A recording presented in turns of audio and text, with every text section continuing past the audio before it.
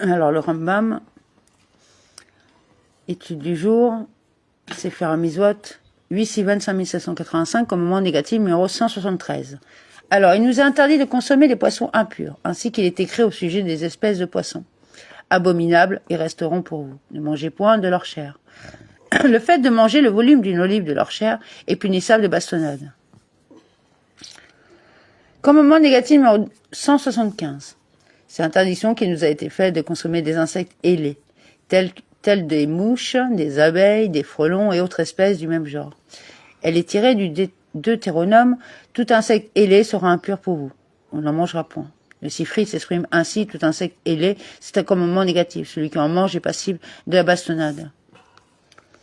Commandement négatif numéro 176. Il nous interdit de consommer ceux qui rampent sur le sol, comme les vers, serpents, scorpions, que l'on range dans cette catégorie, ainsi qu'il est dit, tout reptile qui grouille sur le sol est abominable. On n'en doit point manger. Quiconque en mangerait serait passible de la bastonnade. Commandement négatif numéro 177. Il nous a interdit de consommer les petits animaux rampants, qui se développent dans des substances organiques en décomposition, même si ce ne sont pas des espèces connues et s'ils ne sont pas issus d'un mâle et d'une femme, ainsi qu'il est dit, vous ne devez point contaminer vos âmes par tous ces reptiles qui se meuvent sur la terre. La Sifra commente reptiles qui se meuvent sur la terre, même s'ils ne se reproduisent pas. Cet élément constitue la différence entre les expressions tout reptile qui grouille sur le sol et tous ces reptiles qui se meuvent sur la terre. L'être qui grouille est celui qui a la force de produire des descendants de son espèce par lui-même et se reproduit sur la terre, tandis que la créature qui se meut se développe dans des substances organiques en décomposition et n'a pas le pouvoir de se reproduire par elle-même. Celui qui en mangerait est également punissable de bastonnade. Commandement négatif numéro 178. C'est l'interdiction qui nous a été faite de manger des êtres qui se développent dans les graines et dans les fruits et qui, une fois sortis, rampent autour de la graine ou du fruit. Même si on trouve l'un d'entre eux après coup dans la nourriture, il est défendu d'en manger et celui qui en consomme est puni de bastonnade, ainsi qu'il est dit. Des reptiles quelconques rampant sur le sol, vous n'en mangerez point, car ce sont des choses abominables. Le Sifra s'exprime ainsi. Cela inclut aussi ceux qui sont sortis du fruit pour marcher sur le sol et sont de nouveau rentrés dans la graine ou dans le fruit. Alors, 3 prakim.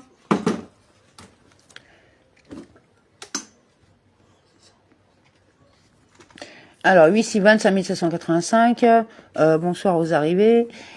Sefer Kedusha, loi relative aux aliments interdits, chapitre 5.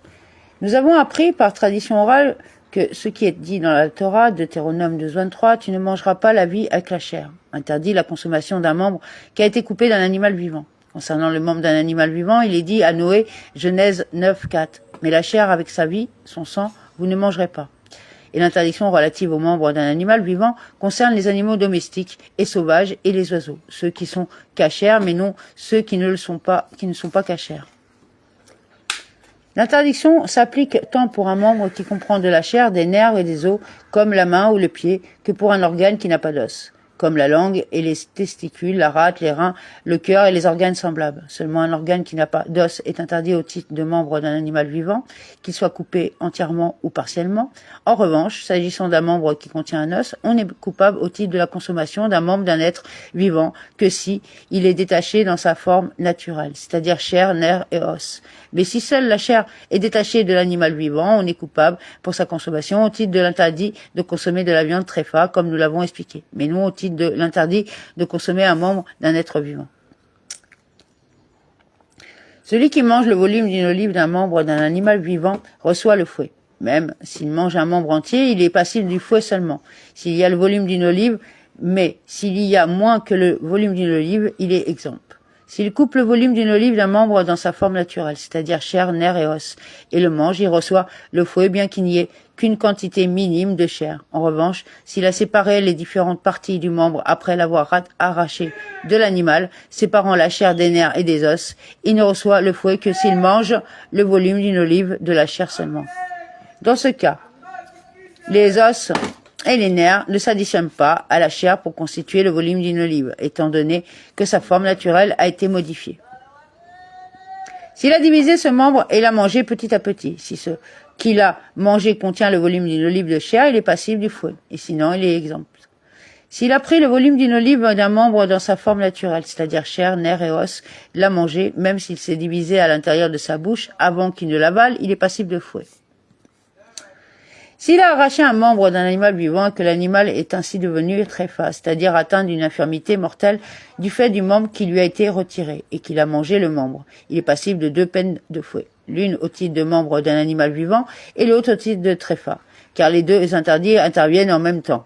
Et de même, qui arrache de la graisse d'un animal vivant et la mange reçoit 2 fois la peine du fouet, au titre de l'interdit de consommer un membre d'un animal vivant et au titre de l'interdit de consommer la graisse. S'il arrache la graisse d'un animal tréfa et la mange, il reçoit 3 fois le fouet.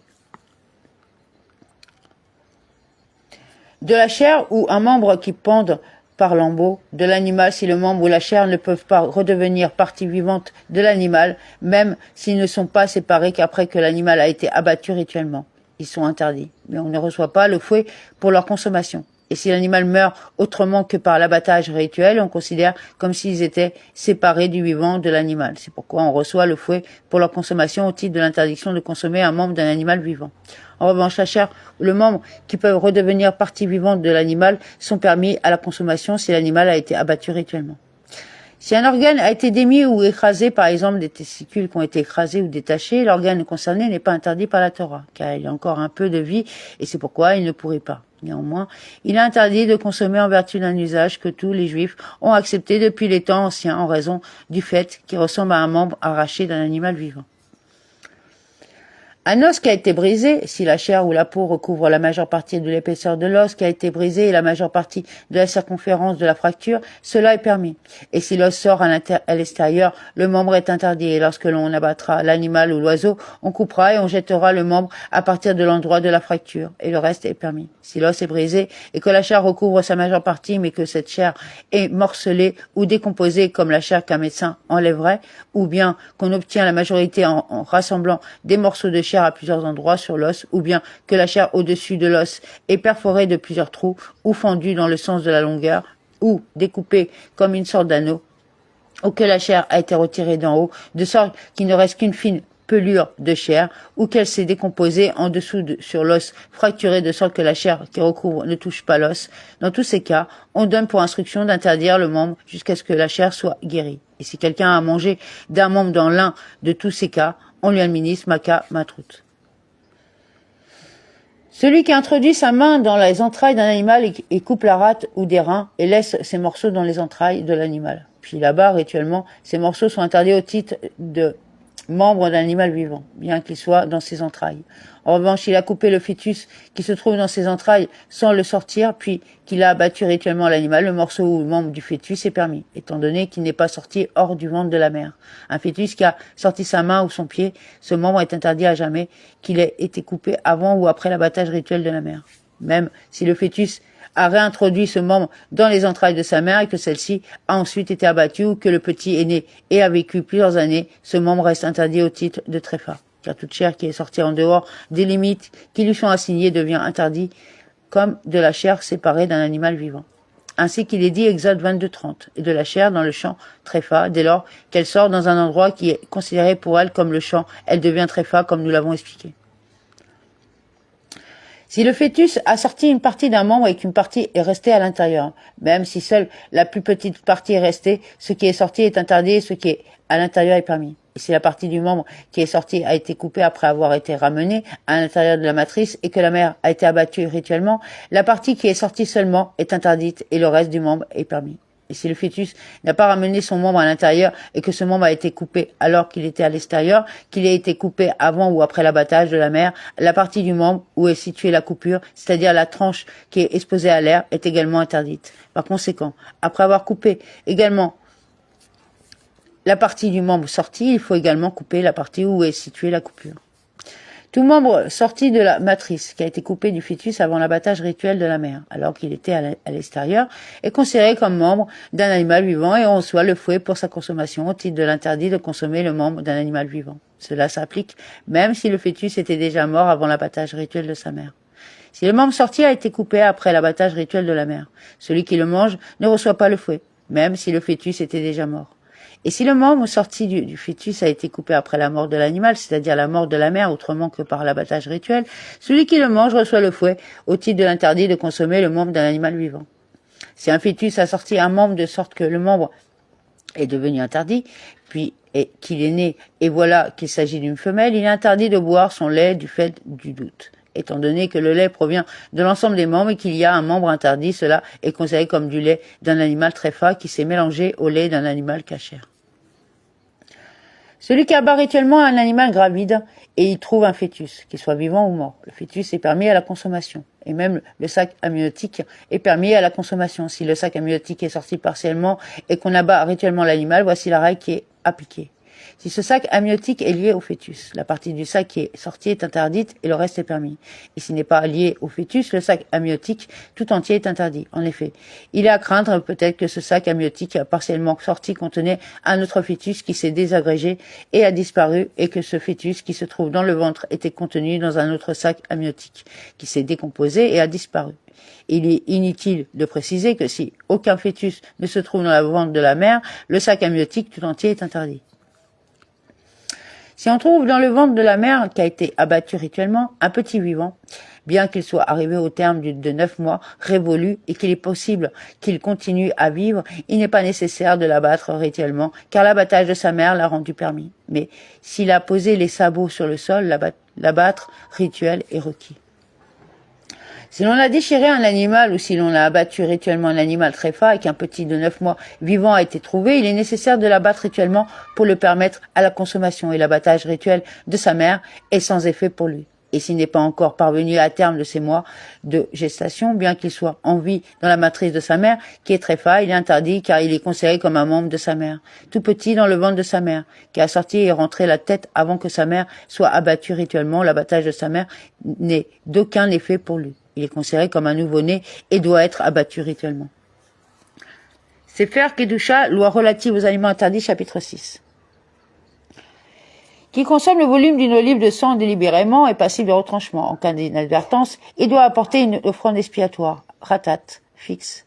Et il est dit expressément dans la Torah que la peine ne s'applique que pour le sang d'un animal domestique Behema ou sauvage Chaya, ou d'un oiseau qui soit non cachère ou cachère, ainsi qu'il est dit Lévitique 7.26. Et vous ne mangerez aucune sorte de sang dans toutes vos demeures de l'oiseau et de l'animal Behema. L'animal sauvage Raya est inclus dans le terme Behema, car il est dit Deutéronome 14, 4 à 5. Voici l'animal Behema que vous mangerez, le bœuf, etc., le cerf, la gazelle, etc.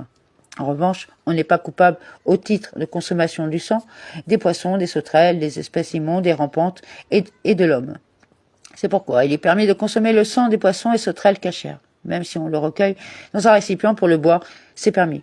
Et le sang des sauterelles et poissons non cachères est interdit parce que c'est une substance de leur corps, comme le lait d'un animal non cachère. Et le sang des espèces immondes est considéré comme leur chair, comme nous l'avons expliqué. Le sang de l'homme est interdit par ordre rabbinique, s'il se sépare de son corps. Et on afflige à celui qui le consomme un kamatrout. En revanche, le sang des dents, on ne s'abstient pas de l'avaler. Si un homme mord un morceau de pain et remarque du sang de ses gencives sur celui-ci, il enlèvera le sang avant de manger le pain, car le sang s'est, dans ce cas, séparé de son corps et par conséquent devenu interdit à la consommation.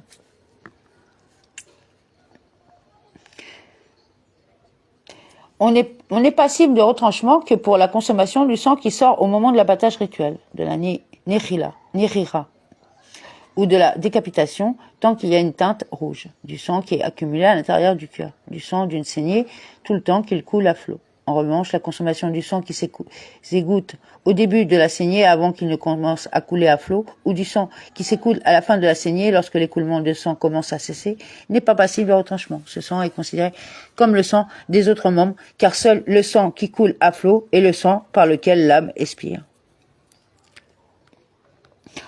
Le sang qui est drainé est le sang des membres, par exemple le sang de la rate, le sang des reins, le sang des testicules, le sang qui s'accumule dans le cœur au moment de l'abattage rituel et le sang que l'on trouve dans le foie. La consommation n'est pas passible de retranchement. Néanmoins, celui qui en consomme le volume d'une olive reçoit le fouet car il est dit Lévitique 7.26. Tout sang, vous ne mangerez pas.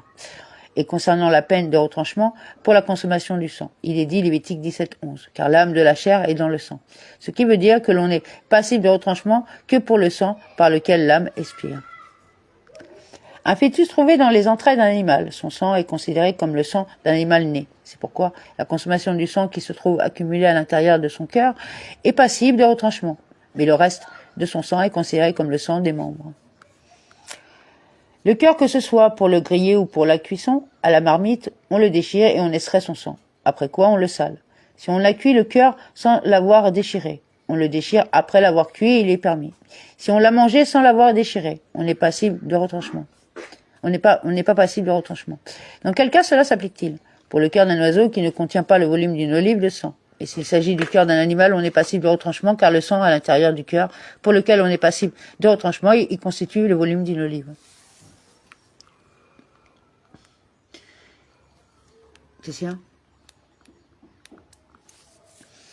Le foie, il est permis de le cuire après l'avoir coupé et jeté dans le vinaigre ou dans de l'eau bouillante jusqu'à ce qu'il blanchisse.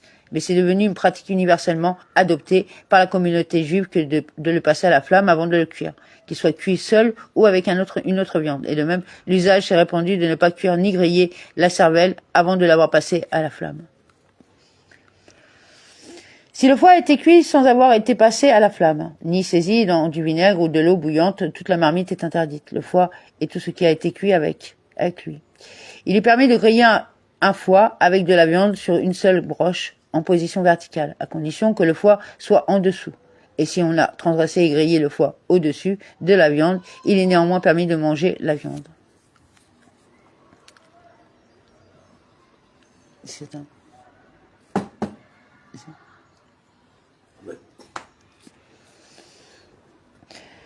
La rate, il est permis de la faire cuire, même avec de la viande, parce que cela n'est pas du sang.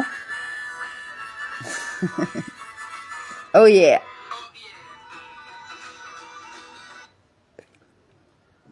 Pourquoi tu m'as dit?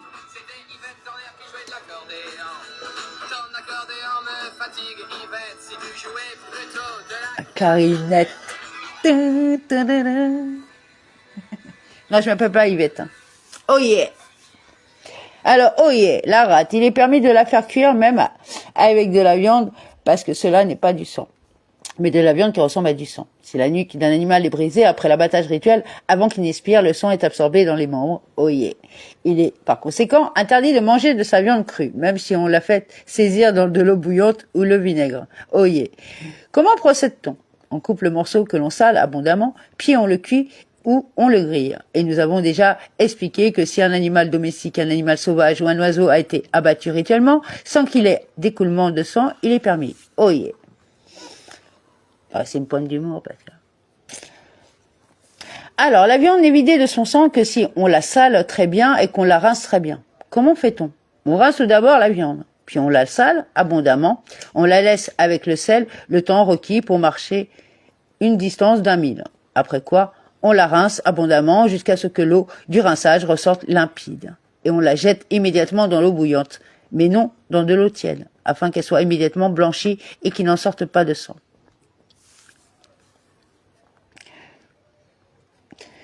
Lorsqu'on sale la viande, on la sale uniquement dans un récipient perforé. On ne la sale qu'avec du sel épais, du gros sel, comme du sable grossier, car le sel fin, comme de la farine, serait absorbé dans la viande et ne ferait point sortir le sang. Et il faut secouer le sel de la viande, après quoi on la rince.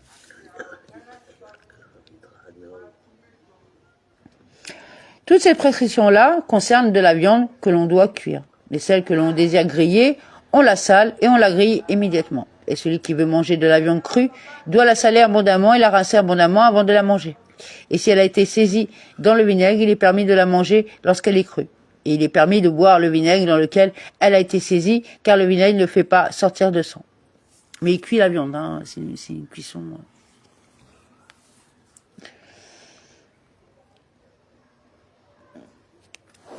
Du vinaigre dans lequel de la viande a été saisie. On n'y fera pas saisir de la viande une seconde fois. Et un morceau de viande qui a tourné au rouge dans le vinaigre, ce morceau et le vinaigre sont interdits. Un tel morceau devra être salé abondamment et grillé. De la viande qui est devenue rouge, et de même les testicules d'un animal domestique ou sauvage avec la membrane qui les recouvre, et de même la nuque qui comprend les vaisseaux qui sont remplis de sang, il est permis de les cuire s'ils sont coupés et salés comme il faut. et s'ils n'ont pas été coupés et qu'ils ont été grillés à la broche, la nuque en position verticale avec l'ouverture vers le bas, ou qu'ils ont été grillés directement sur des charbons, ils sont permis.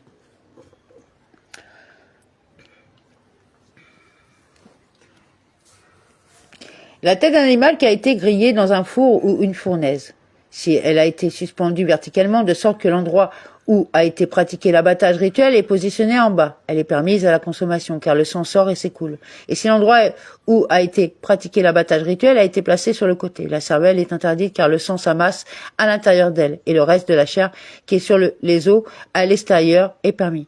Si le nez a été placé vers le bas, la règle suivante est appliquée. Si un jonc ou un roseau a été placé dans celui-ci afin qu'il reste ouvert et que le sang sorte par le nez, la tête est permise à la consommation, et sinon, sa cervelle est interdite. On ne place pas un récipient en dessous d'une viande grillée pour en recueillir le jus, tant que n'a pas cessé l'écoulement de tout liquide de couleur rouge. Comment procède-t-on? On met dans le récipient un peu de sel et on pose le récipient en dessous de la viande jusqu'à ce qu'elle grille. On peut alors prendre le gras qui se trouve au-dessus et le liquide qui se trouve en dessous du gras est interdit. Du pain sur lequel on a coupé de la viande grillée est permis à la consommation car cela, le jus rouge qui se trouve sur le pain, n'est que du gras et non du sang. Si du poisson et de la viande de volaille ont été salés l'un avec l'autre, même dans un récipient perforé, le poisson est interdit, mais la viande de volaille est permise, car la chair du poisson est molle et poreuse et absorbe le sang qui sort de la volaille.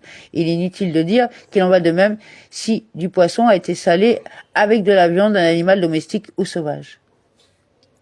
Une volaille laissée entière et dont la cavité est garnie de viande et d'œufs.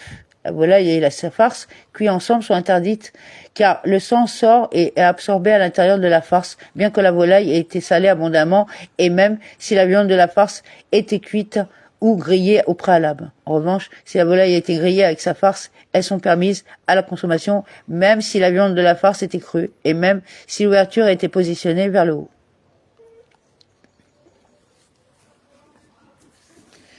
Des intestins que l'on a farcis de cette manière, avec de la viande grillée ou cuite et avec des œufs, et que l'on a cuit ou grillé, sont permis à la consommation car on ne présume pas la présence de sang dans les intestins. Telle est la directive donnée par les guéonymes. Une volaille que l'on a recouverte de pâte et que l'on a grillée, soit entière, soit coupée en morceaux, si on l'a recouvert avec une pâte faite de grosse farine, on peut manger l'enveloppe de pâte, même si celle-ci est devenue rouge, car la grosse farine s'effrite et le sang sort. Et si on l'a recouvert d'une pâte faite de fine farine de blé qui a été humectée, la règle suivante est appliquée. Si l'enveloppe est blanche comme de l'argent, il est permis de la consommer. Et sinon, elle est interdite. Une enveloppe faite d'une pâte à base d'une autre farine est interdite si elle est devenue rouge, mais sinon, elle est permise. Un couteau avec lequel a été pratiqué l'abattage rituel. Il est interdit de l'utiliser pour couper des aliments chauds. Il faudra le chauffer au rouge par le feu ou l'affûter avec un affûtoir ou le planter dans la terre dure à 10 reprises. Néanmoins, si on a coupé avec un couteau d'abattage un aliment chaud, sans l'avoir chauffé, affûté ou planté, l'aliment coupé est permis. De même, on ne doit pas a priori utiliser un couteau d'abattage pour couper un radis ou ce qui est semblable parmi les choses piquantes, même à froid. Et si on a rincé le couteau ou qu'on l'a essuyé, il est permis de l'utiliser pour couper un radis ou ce qui est semblable, mais non pour ce qui est chaud. Une assiette en terre cuite dans laquelle on a salé de la viande pour la cacharisation, même si elle est enduite de plomb, il est défendu d'y manger des aliments chauds à jamais, car le sang a déjà été absorbé par la terre cuite. C'est faire Kedusha, loi relative aux aliments interdits, chapitre 7. Qui consomme le volume d'une olive de graisse délibérément est passible de retranchement. Par inadvertance, il doit apporter une offrande expiatoire ratat fixe. La Torah a expressément précisé que l'on est coupable que pour la consommation de la graisse de 3 sortes d'animaux domestiques cachers, ainsi qu'il est dit Lévitique 7.23. Toute graisse de bœuf, de mouton et de chèvre, vous ne mangerez pas. Cela que l'on mange de la graisse d'un tel animal qui a été abattu rituellement ou que l'on mange de la graisse d'un tel animal qui est nevela ou tréfa. En revanche, les autres animaux domestiques et sauvages, qu'ils soient cachers ou non, leur graisse est considérée comme leur chair. Et de même, un avorton de l'une de ces 3 espèces d'animaux domestiques cachers, sa graisse est considérée comme sa chair. Qui mange le volume d'une olive de la graisse de cet avorton reçoit le fouet au titre de l'interdiction de consommer d'une bête morte nevela. Qui mange de la graisse d'un animal mort, nevela, ou d'un animal tréfa est coupable au titre de l'interdiction de consommer la graisse et au titre de l'interdiction de consommer d'un animal nevela ou tréfa. Puisqu'une interdiction s'est ajoutée à sa chair qui était permise, cette même interdiction s'est ajoutée à la graisse, et c'est pourquoi il reçoit 2 fois le fruit. Celui qui abat un animal domestique dont la graisse est interdite et il trouve un fœtus, toute la graisse du fœtus est permise, car le fœtus est considéré comme un membre de sa mère. Cela s'applique même s'il le trouve vivant. Mais si le fœtus est arrivé au terme de ses mois de gestation et qu'il est trouvé vivant, bien qu'il n'ait pas posé les sabots sur le sol et que l'abattage rituel ne soit donc pas requis pour qu'il soit permis à la consommation, sa graisse est interdite et on est passible de retranchement pour sa consommation. Et on retire tous les filaments et membranes interdits comme pour les autres animaux.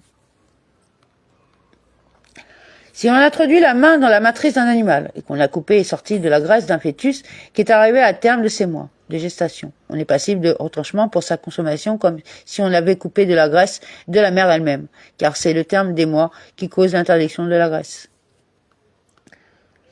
Il y a 3 graisses pour lesquelles on est passible de retranchement. La graisse qui est sur les entrailles, celle qui est sur les 2 reins et celle qui est sur les flancs. Par contre, la queue est permise à la consommation. En effet, elle n'est appelée relève que dans le contexte des sacrifices, tout comme les reins et le diaphragme sont appelés élèves dans ce contexte. Comme tu dirais le gras élève du pays et du froment gras comme des rognons. Le terme élève signifiant ici ce qu'il y en a de meilleur. Et puisque l'on prélève ces parties du sacrifice qui sont consommées en offrande pour Dieu, elles sont appelées relèves, car il n'y a rien de meilleur que les parties qui sont prélevées pour Dieu. C'est pour cela qu'il est dit concernant la terouma du maaser, nombre 18-30, quand vous en aurez prélevé le meilleur. La graisse sur le feuillet et sur le bonnet est la graisse qui est sur les entrailles. La graisse qui se trouve à la base des cuisses, de l'intérieur, on est passé de retranchement pour sa consommation. C'est la graisse qui est sur les flancs. Et sur la caillette, il y a de la graisse courbée comme un arc. Celle-ci est interdite. Il y a aussi un fil de graisse tendu comme une corde. Celle-ci est permise. Les filaments qui sont dans la graisse sont interdits, mais leur consommation n'est pas passible de retranchement. La graisse qui est recouverte par la chair est permise, car c'est la graisse qui est sur les flancs que l'écriture est interdite et non celle qui est dans les flancs. Et de même, la graisse qui est sur les reins est interdite et non celle qui est dans les reins. Et néanmoins, on doit enlever le blanc qui est à l'intérieur du rein avant de manger le rein, mais il n'est pas nécessaire de creuser pour l'ôter complètement.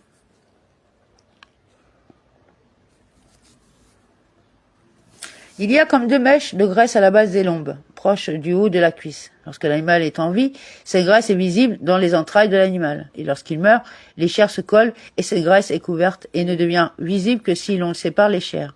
Néanmoins, elle est interdite car cela n'est pas de la graisse recouverte par la chair. Partout où tu trouveras de la graisse en dessous de la chair, que la chair enveloppe de tous les côtés, de sorte qu'elle n'apparaît que lorsque l'on déchire la chair, cette graisse est permise. La graisse du cœur, la graisse des entrailles, c'est-à-dire des intestins enroulés, sont permises et sont considérées comme du gras qui est permis. Exception faite pour l'extrémité de l'intestin proche de la caillette, qui représente le début des intestins. La graisse qui se trouve dessus doit être enlevée en grattant. Telle est la graisse sur l'intestin qui est interdite. Et certains parmi les géonymes disent que l'extrémité des intestins dont on doit retirer les graisses est la partie de l'intestin par laquelle les déjections sont évacuées, qui est le segment final des intestins.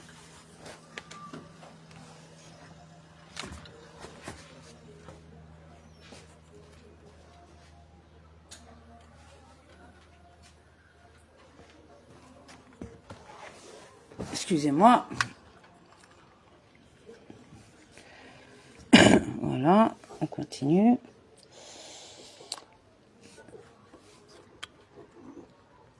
Alors, il y a dans le corps de l'animal des filaments, des membranes qui sont interdites. Certains à titre de graisse et certains à titre de sang. Tout membrane ou tout filament interdit au titre de tout sang, vous ne mangerez pas. Lévitique 3.17. Doit être enlevé avant de saler et de cuire la viande, comme nous l'avons dit. Et si on l'a coupé et salé, il n'est pas nécessaire de le retirer. Et de même, pour griller la viande, il n'est pas nécessaire de retirer une telle membrane ou un tel filament. Et tout filament ou membrane qui est interdit au titre de toute graisse, vous ne mangerez pas, et bide doit être retiré de l'animal aussi bien pour griller la viande que pour la cuire. Il y a 5 filaments dans les flancs, 3 à droite et 2 à gauche. Les 3 qui sont à droite, chacun d'entre eux se ramifie en 2. Et les 2 qui sont à gauche se ramifient chacun en 3. Et tous sont interdits à titre de graisse. Les filaments de la rate et les filaments des reins sont interdits à titre de graisse. Et de même, la membrane sur la rate, la membrane sur les flancs et la membrane sur les reins sont interdites à titre de graisse. La membrane sur le hile de la rate, on n'est passible de retranchement pour sa consommation. Quant au reste de la membrane, il est interdit, mais sa consommation n'est pas passible de retranchement.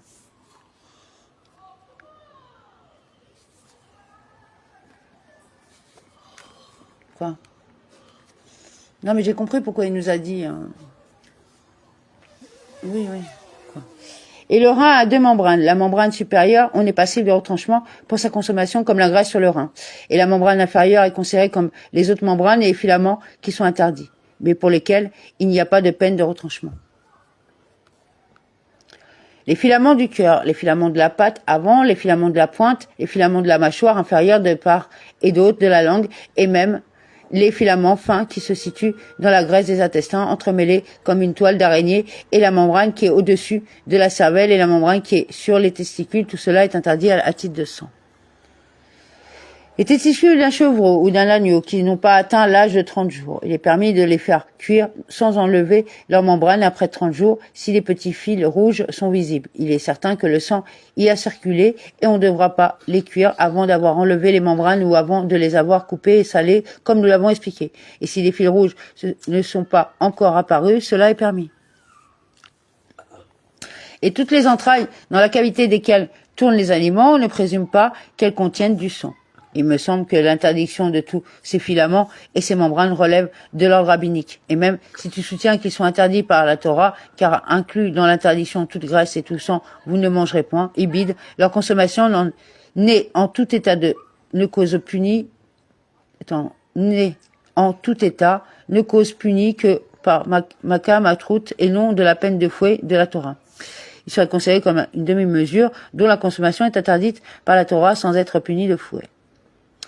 On ne sale pas les graisses interdites avec la viande et on ne rince pas les graisses interdites avec la viande. Un couteau utilisé pour couper des graisses interdites ne devra pas être utilisé pour couper de la viande. Et un récipient dans lequel on a rincé les graisses ne devra pas être utilisé pour rincer de la viande. C'est pourquoi le boucher doit préparer 3 couteaux. Un couteau pour pratiquer l'abattage rituel, un couteau pour couper la viande et un couteau pour couper les graisses interdites. Et si l'usage local est que le boucher rince la viande au magasin, il doit préparer 2 récipients d'eau, l'un pour rincer la viande, l'autre pour rincer les graisses interdites. Et il est interdit à un boucher d'étendre la graisse des flancs sur la viande afin de l'embellir, car la membrane qui est sur la graisse est fine et fondra dans la main du boucher, de sorte que la graisse coulera et sera absorbée par la viande. Toutes ces choses-là, il est interdit de les faire. Mais si elles ont été faites, la viande ne devient pas interdite. On n'administre pas de bastonnade à celui qui fait pareille chose, mais on lui apprend à ne pas le faire. Et de même, on ne sale pas la viande avant d'en avoir retiré les membranes et les filaments interdits. Et si on l'a salée avec les membranes et les faisceaux, on les enlève après le salage. Et même s'il y avait le nerf sciatique à l'intérieur de la viande au moment du salage, on le retire après le salage et on peut cuire le reste de la viande. Un boucher qui a l'habitude de nettoyer la viande, si l'on trouve après son travail un filament ou une membrane qui doit être retiré, on l'instruit et on le met en garde de ne pas traiter les interdictions à la légère. Mais si l'on trouve après son travail de la graisse interdite, on le démet de ses fonctions. S'il y en a le volume d'un grain d'orge et on a le volume d'une olive de graisse, même dispersé en plusieurs endroits, on lui administre Maka Matrout et on le démet de ses fonctions. Car un boucher est digne de foi en ce qui concerne la suppression de la graisse interdite.